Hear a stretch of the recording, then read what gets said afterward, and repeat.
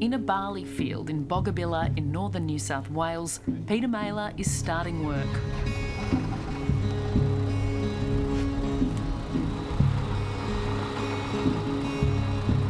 He and his daughter Georgie are preparing for the next crop by spraying with the weed-killing chemical glyphosate.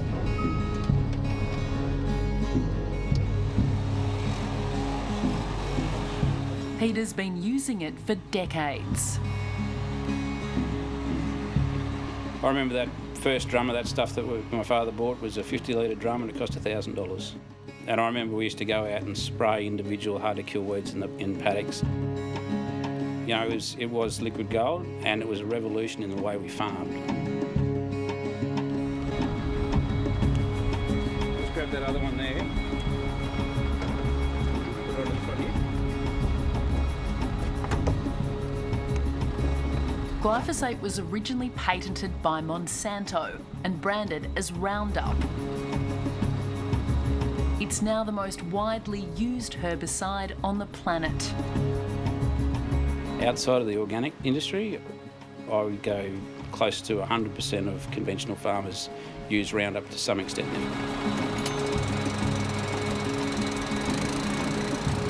It's essential. We don't have an alternative to glyphosate in the system at the moment. So if we can't use that product, we're back to ploughing the ground. You know, and there's some massive problems in our system if we start cultivating instead of using a chemical solution.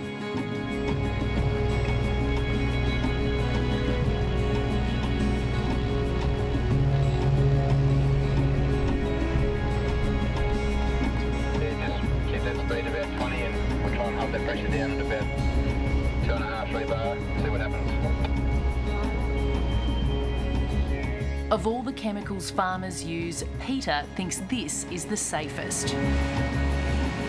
If you take the necessary precautions as you would with any chemical compound, the product is actually very safe. And I'm very comfortable in that. I use it. I'm happy for my kids to come and work with me and my daughter to work with it and my wife to work with it, if that's the case may be.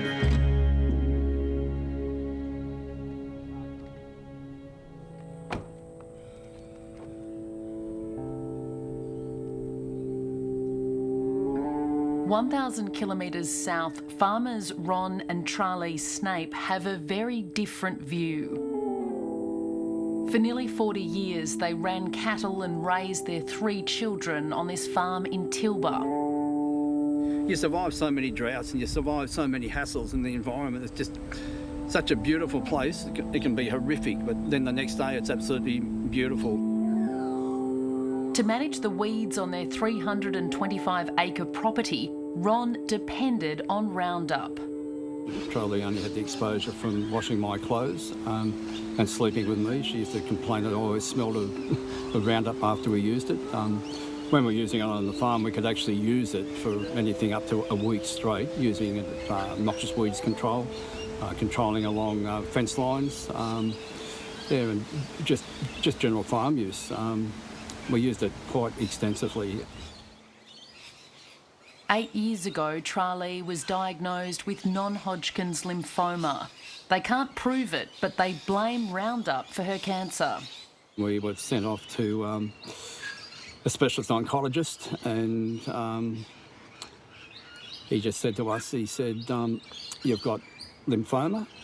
He said, this is farmers' lymphoma. He said, it's common to farmers. He said, too many farmers are overrepresented in the population of lymphoma sufferers.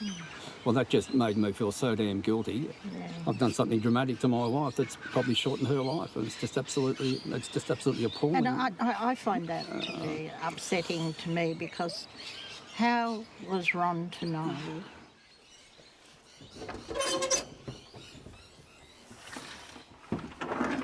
Charlie's now in remission, but they've decided to sell the farm. The Snapes just wish they'd had more information about Roundup. Farmers are junkies to this particular chemical. We've been made junkies by Monsanto. It's just so quick, it's so easy, and it's so effective. I should have known But in saying that, the bloody bastards that actually made this product, they should have made us all informed.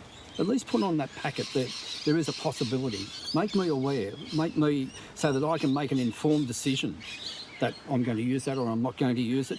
But for Christ's sake, just don't bloody hide it. A California jury awarded nearly $300 million to a former school groundskeeper who sued Monsanto, claiming its weed killers, including Roundup, gave him non-Hodgkin's lymphoma. In August, a landmark court case blew wide open the question of whether Monsanto's Roundup products are safe. Mr. Johnson maintained his composure today in court as that verdict was read. As a school groundskeeper near San Francisco, Dwayne Lee Johnson sprayed Roundup products for hours a day, dozens of times a year. For y'all that don't know, I am an integrated pest manager / groundsman. I get dirty every day. Some day I have clean days, sometimes I have dirty days. Today is one of those wet, dirty days, right? He was using a sort of a pressure hose sprayer, so he was spraying 150 gallons every morning. And so his exposure was pretty extreme. And prior to his exposure, his skin was perfect. He was healthy, he had no other chemical exposures. But within 2 years after starting this sort of massive spraying, he developed this incredibly aggressive cancer that, ultimately is going to take his life. These photos show the painful lesions which started breaking out all over his body. His doctors diagnosed it as a rare form of non-Hodgkin's lymphoma. Madam foreperson, does the jury have a verdict? All right, can you please hand the verdict to the bailiff? All right, I will now read the verdict in the matter of Dwayne Johnson, plaintiff versus Monsanto Company, defendant. The jury found Roundup was a substantial factor in causing Mr. Johnson's cancer, and that Monsanto failed to warn of the risk. Question number 17. What amount of punitive damages, if any, do you award to Mr. Johnson? The answer was $250 million. Ladies and gentlemen of the jury, this now concludes your service as jurors in this case. I'm glad to be here to be able to help, but the cause is way bigger than me. So hopefully this thing will start to get the attention that it needs to get right so folks can make a good choice. And then the remaining jurors... Monsanto is challenging the verdict.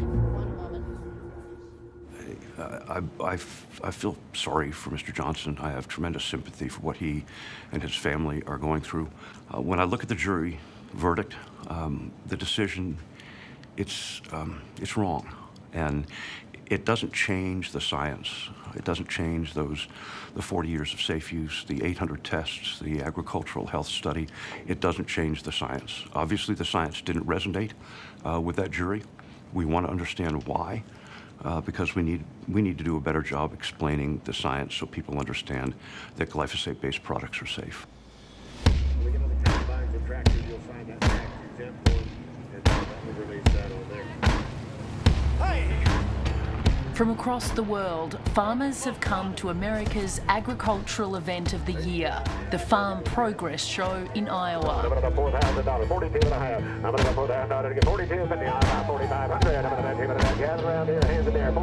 The big news here is that Monsanto has just been bought by the German pharmaceutical giant Bayer for $63 billion.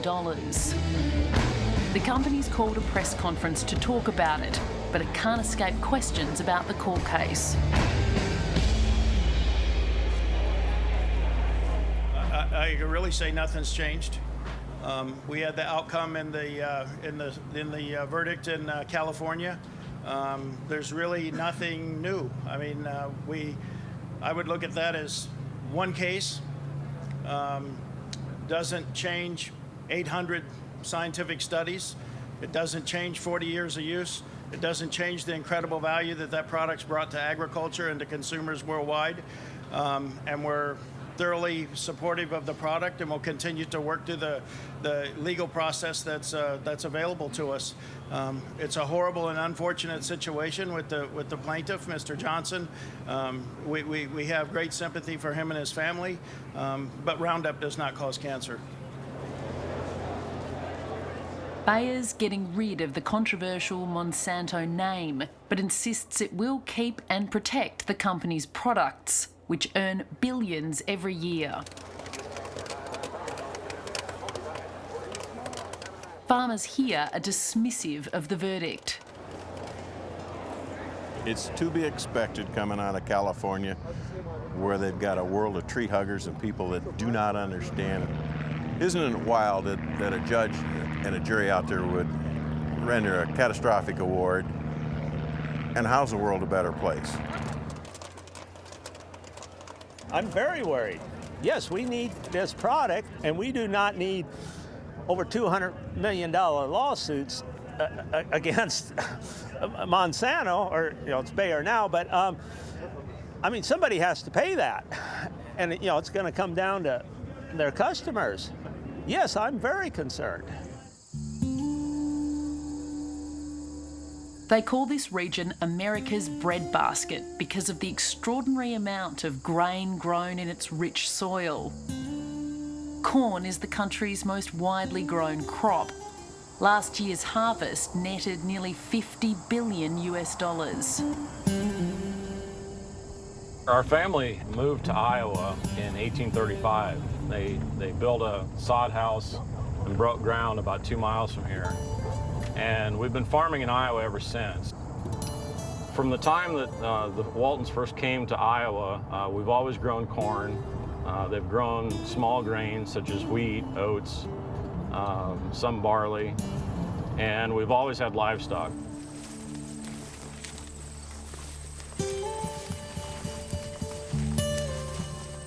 Farmer Dave Walton uses Monsanto's Roundup Ready seeds to grow his corn. They've been genetically modified to withstand being sprayed with glyphosate. It kills the weeds, but not the crop. Today, 90% of America's corn crops are genetically modified using Monsanto's technology to tolerate glyphosate. It's a herbicide tolerance system, and it allows us to apply Roundup to the crop, and Roundup will control any weeds that are present in the crop but won't affect the crop itself. We don't intentionally put it on ourselves, but if it does get on us, it's not so much a concern. We wash it off, we go about our business, but we wear gloves and the proper safety equipment to try to minimize that. But as far as applying it to the crops, I have no concerns whatsoever. Dave Walton can't imagine farming without glyphosate. It's not a pleasant thought, really, but it would mean to us that we would have to go back to either more tillage to control weeds prior to planting, possibly in-crop row cultivation, or we would have to switch to herbicides that aren't as safe for the environment and not as safe for the applicator like me.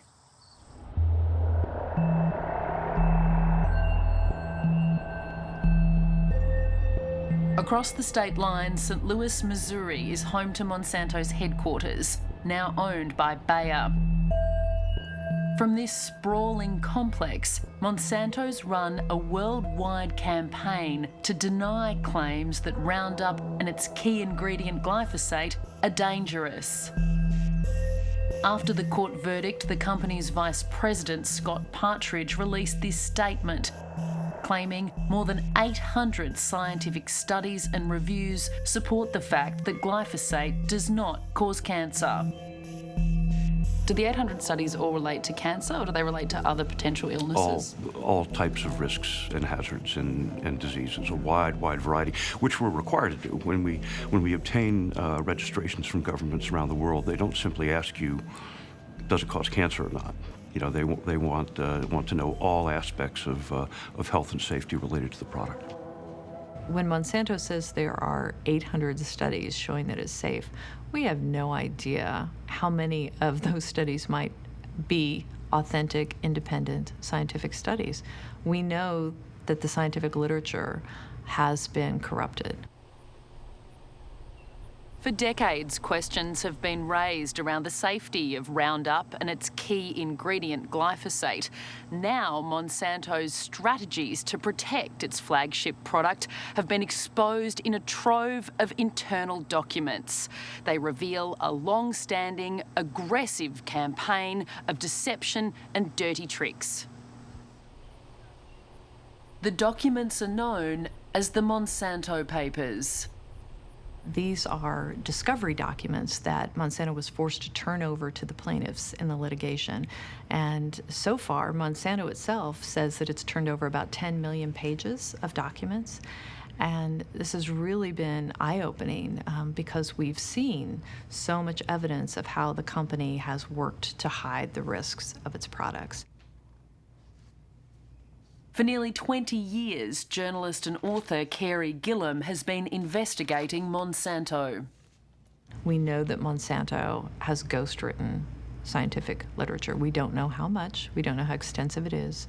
We do know that there are papers that they have ghostwritten that are out there right now, sitting in journals, looking to be authentic, that Monsanto secretly had a hand in manipulating. From the dawn of agriculture, around the world, it was never really a fair fight. In field after field, season after season, perennial weeds waged their war on valuable crops and won. When a Monsanto scientist discovered the weed-killing properties of glyphosate in the 1970s, it sparked an agricultural revolution. But then came a bright moment of discovery. A quarter century ago, and at long last, weeds had met their match in great science, energetic people, and an uncompromising commitment to the future of the world. That's the simple beauty of Roundup. A remarkable story, well worth celebrating. In the lush countryside of Brazil, Farmers and home gardeners everywhere soon came to rely on what the company called the world's most trusted herbicide.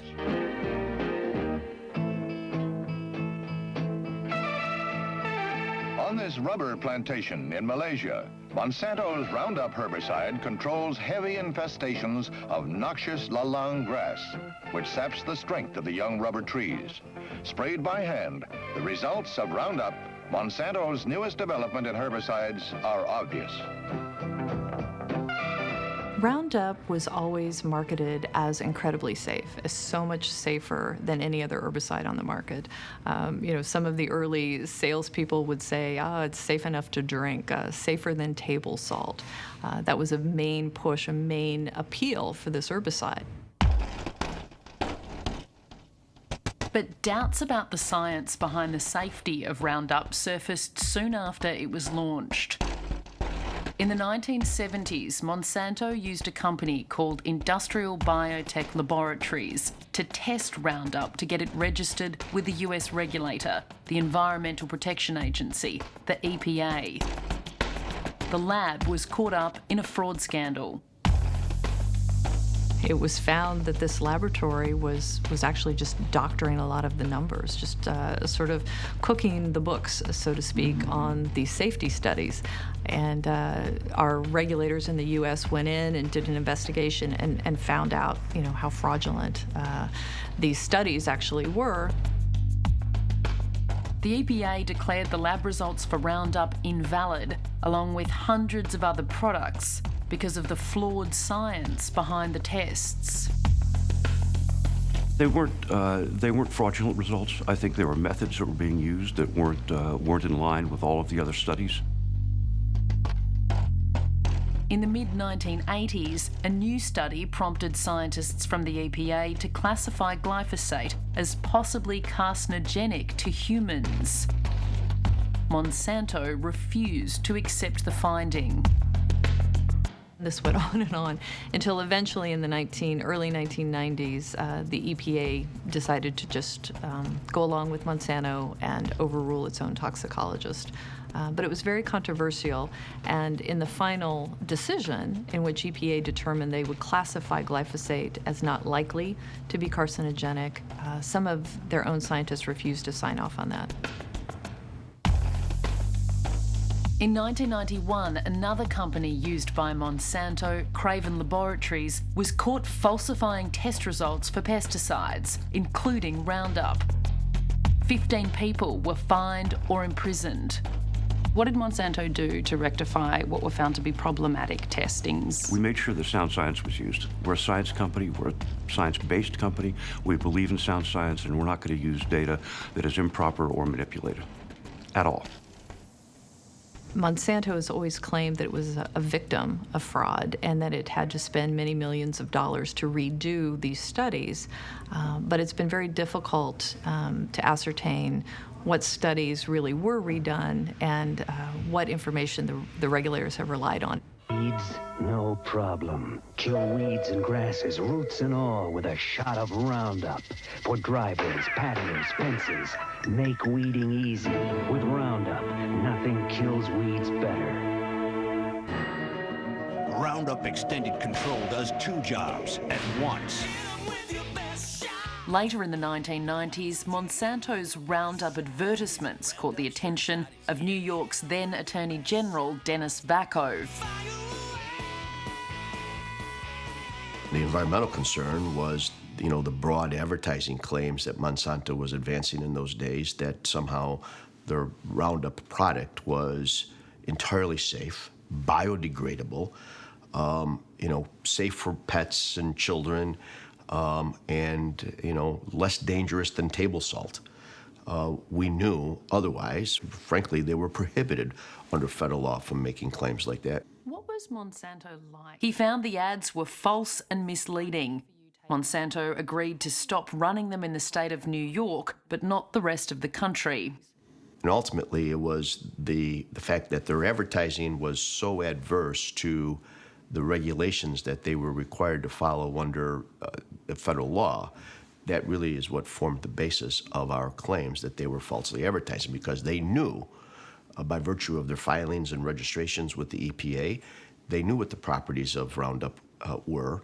They knew the dangers of Roundup, but yet they were trying to sell to consumers in New York and in other states a different story. The Monsanto papers reveal company insiders were raising concerns about the potential risk of Roundup for decades. As early as 2003, Monsanto's lead toxicologist wrote an email stating, "You cannot say that Roundup is not a carcinogen. We've not done the necessary testing on the formulation to make that statement." When Monsanto's chief toxicologist says, we can't say Roundup does not cause cancer because we haven't done the testing on it, there's no multiple interpretations of that. That is their own toxicologist saying, yeah, we actually haven't tested the formulated product, so we can't say it doesn't cause cancer, because they don't know. Monsanto's crisis management went into overdrive in 2014. The company learned the World Health Organization's International Agency for Research on Cancer, or IARC, was going to assess glyphosate. In an email, Monsanto's lead toxicologist wrote, "What we've long been concerned about has happened. Glyphosate is on for an IARC review." Monsanto launched a PR campaign to denounce and discredit the review, including a plan to orchestrate outcry. Internal documents that have come out through discovery in court have shown that Monsanto in advance prepared a PR campaign to counter what they were expecting would be a negative decision from IARC on glyphosate. Why, if you're so confident in the product, why did the company need to do that? Why did the company need to prepare to inform the public of the truth? I don't know if I really need to answer that, Stephanie. That's exactly what it is. There is going to be a mischaracterization of a remarkable tool that needs to stay in farmers' hands. It was going to be besmirched in a fashion that was inappropriate, and we're preparing to make sure the public understands the safety of glyphosate, I think there are extremely valid reasons to do that. I do. In a way, that seems to imply that we did this on purpose, that we were out to get glyphosate or Monsanto, and that's not the case. We were there to follow IARC's procedures, to do a fair assessment of what the scientific evidence was, and that's what we did. And so it's not right to say that we besmirched something. We looked at the evidence and we came up with a conclusion that we thought fitted the evidence best. Australian epidemiologist Lynn Fritchie was one of the independent experts who sat on the IARC panel. People can trust IARC. IARC is an institution that has been doing this for a long time. There are transparent procedures as to what the groups need to do. The groups are the best people in the world on this area. They have no conflicts of interest, and they look at the literature that's available publicly, that's peer-reviewed, that's high quality, and come up with a decision. After reviewing hundreds of scientific studies, the IARC panel classified glyphosate as a probable human carcinogen. Monsanto was furious. So the industry were very unhappy with the finding that the IARC panel made, and there was a lot of criticism, and some of that criticism was quite personal, and some of it was about IARC and the processes that IARC go through. Some of it was criticism at IARC itself, at the whole institution. So it was quite surprising to me and quite overwhelming, really, the level of criticism that was raised. There's a lot of denial that there was anything wrong with glyphosate at all. To undermine the IARC decision, Monsanto arranged for its staff to ghostwrite a scientific paper and a magazine article in support of glyphosate. In one email, a Monsanto executive wrote, "We would be keeping the cost down by us doing the writing, and they would just edit and sign their names, so to speak." There was no ghostwriting. But why would you use this word? It was an inappropriate word. It was shorthanding for what he did. He provided access to archival material. Dr. Hayden's later did minor editing to the work, and that was reflected in the acknowledgement section of the paper. It was a poor choice of language.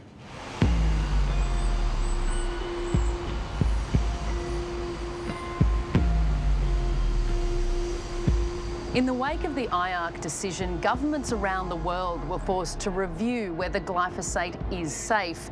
Here in Washington, D.C., that task fell to the Environmental Protection Agency. Monsanto set out to derail that process, in league with the industry-funded lobby group CropLife. Based in the US Capitol, CropLife America is funded by agrochemical companies, including Monsanto and now Bayer. CropLife is a trade association based here in Washington, D.C. that represents the nation's crop protection companies. We work with the U.S. government, with the Congress, to advocate on behalf of our industry. CropLife and Monsanto wanted to stop the EPA convening a panel of independent scientists to examine glyphosate. To outwardly just say that CropLife has concerns about a scientific advisory panel being convened before anyone's been named, is that excessive interference in the process by CropLife? I think that is zealous advocacy on behalf of our membership. The EPA had invited veteran epidemiologist Dr. Peter Infante to sit on the panel. For 24 years, he worked for the US government assessing toxic substances.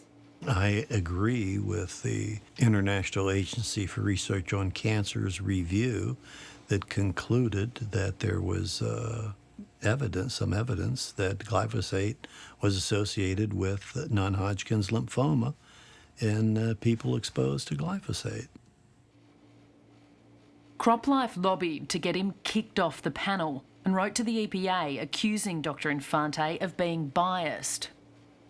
I mean, I was shocked because, I was told that, there was this letter from CropLife. I responded it was not an issue. And then, in November, about a week or so after the presidential election, I was informed that, I was being removed from the panel.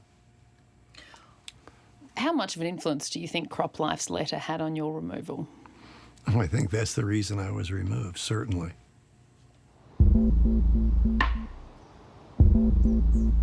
The Monsanto papers reveal the company also pushed to kill off an earlier assessment of glyphosate by the US Health Department. They wanted to take a look at the toxicity of glyphosate. Monsanto did not want that to happen. And you can see in the documents that they reach out to the EPA and ask for their help in making this review from this separate agency go away. They reached out to very high-level officials at EPA, and they got exactly what they asked for. This review went away. The EPA's Inspector General is now investigating the agency for possible collusion with Monsanto. Certainly our scientists know people at the EPA. They have to in order to have that dialogue, to comply with their requests, to comply with their demand. There's no collusion whatsoever. In Los Angeles, lawyer Brent Wisner's client list has grown rapidly since the landmark court case. Across the US, more than 9,000 people are suing, claiming Roundup caused their cancer.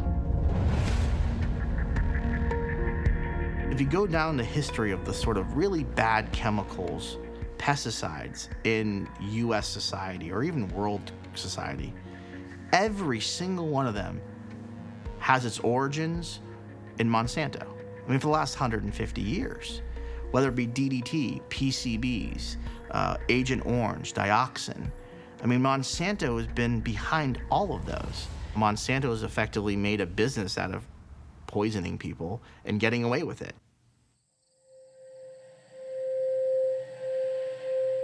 One of Brent Wisner's clients is retired farmer John Barton.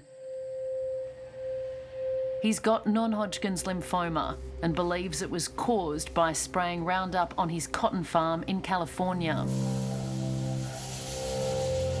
I would spray that 500-gallon tank. We would put 5 gallons of diluted Roundup in that. Normally we'd spray that by noon. We would eat lunch, take a 30-minute lunch, and then put another 5 gallons and spray another 500 gallons. We would do that weeks at a time. So that's like the homeowner, the little gallon they get now, that's like spraying 1,000 of those a day. That's the type of exposure I had. There was a lot of times after I got done during the day, my Levi's would be soaking wet, my boots would be wet, my socks would be wet. He believes Monsanto has known for decades Roundup is dangerous.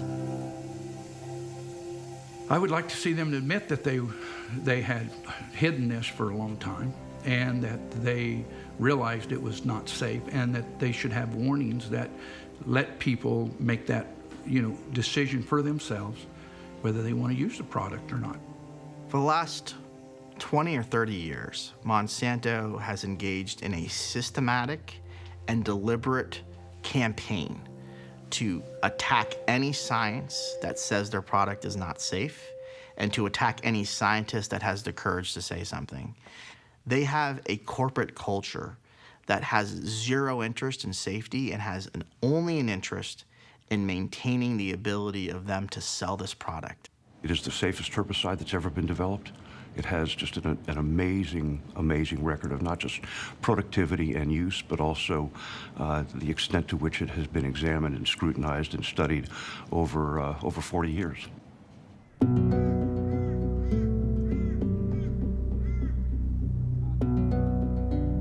Here in Australia, the US court battles over Monsanto's weed killer could have enormous implications for farmers, like Peter Mailer in Boggabilla. I feel for the gentleman that's had cancer.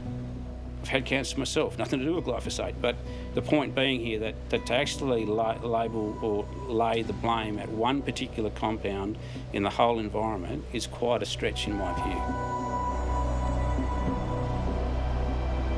In Canberra, farmers are getting together to talk about what it means for the industry. So you know that glyphosate has been in the news this week. It's been something that we've been exploring in NFF and in some of our committees as they've been meeting. It seems to be as a result of the IARC decision and the subsequent Californian court decision, jury decision. As we all know, Brazil did institute a ban, but that has now been lifted. The chief concern at this Horticulture Council meeting is losing access to glyphosate. We can't have knee-jerk reactions to responses. We have to back the regulator. We have to back the science. And whilst there is a huge amount of work being done to find ways to do things without chemicals, the reality is until we get to that point, we still need to have access to chemistry. The industry's peak body says it would be difficult for farmers to live without it. At the moment, I think that it's so critical, such a critical part of our cropping system at the moment, that particularly any of the alternatives that we would have at the moment would not only be much more expensive, but they would be considered more higher up the scale in terms of any hazards that it might actually have. Despite the US court case and the IARC finding, the regulator, the Australian Pesticides and Veterinary Medicines Authority, the APVMA, hasn't formally reviewed glyphosate in more than 2 decades. We looked at the IARC report and had an extensive scientific evaluation of the IARC report, and we concluded that there was no reason for us to be changing our regulatory position on glyphosate, and that glyphosate remains safe to use in the Australian environment. Questions have been raised about the APVMA's independence, as most of its funding comes from the industry it regulates. That's the system that's in place to ensure that industry pays for the privilege of participating in the Australian market. They pay so we can regulate their chemicals. How can the public expect that you'll seriously police these products when you directly benefit from the sale of these products? You seem to have a financial interest in keeping these products on the shelves. No, we don't have a financial interest in it. Our interest is ensuring that the products in the marketplace work and are safe.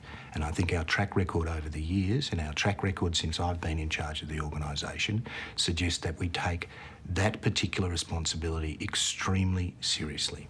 If an industry is paying for a service, they're presuming that they will get a service. And it's possible that the service then, the government agency sees themselves as a service to industry instead of seeing themselves as a protection for the Australian people. Cancer Council Australia wants the government to support an independent review of glyphosate.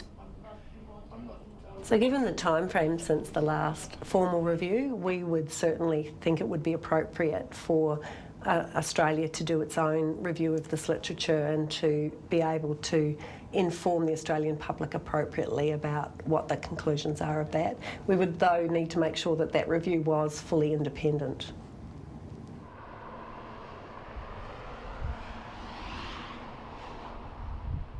In Canberra, the industry's interests are pushed by the Australian arm of the lobby group CropLife.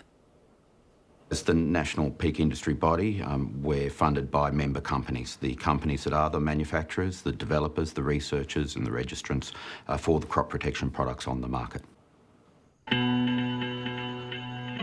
Political disclosure records show in the past 3 years, CropLife has contributed more than $140,000 to political parties, nearly $83,000 to the National Party of Australia, and more than $55,000 to the Australian Labor Party. Well, we don't make political donations. We do participate in some events with political parties. So we won't make just donations to political parties. We're an apolitical organisation, but we do participate and support any conferences or events where agriculture will be talked about. We would suggest that no political party should be taking donations from any industry, particularly industries that may be the subject of regulatory environments, and that is real cause for concern in the Australian context. CropLife says it doesn't make political donations, it just makes contributions to inform politicians. Is there a difference? No, there's not a difference. They're paying to have influence, and we're seeing this across a whole range of industries, and we fundamentally believe that the policy table should not be the subject of industry interference. In 2014, CropLife claimed credit when Federal Parliament removed the requirement for chemicals like glyphosate to be regularly reapproved. In its annual report, CropLife boasted, in what was a momentous achievement, CropLife's vigorous and targeted advocacy campaign resulted in passage of this bill. I think an important role for the entire community and any industry and any community group to ensure that when parliamentarians are making decisions, they're making decisions on fact and that they get a wealth of information about what they're making a decision on. More than 500 glyphosate products are used in Australia today. There are no moves to restrict its use or enforce tougher warnings. But real questions are being raised about the chemical, the company behind it, and how it's regulated, leaving users to ask, who do you trust? If there's a problem with the product, I want to know because I use it.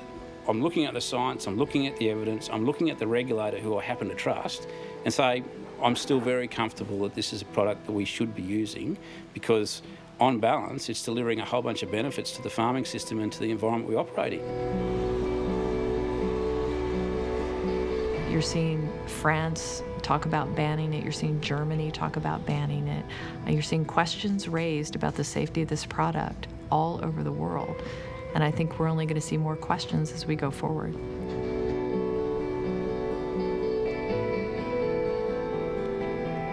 I think government's probably got to get up and have a real inquiry into this particular product. Let us show the world that we are leaders when it comes to actually growing crops and being responsible. Trust Monsanto? No bloody way.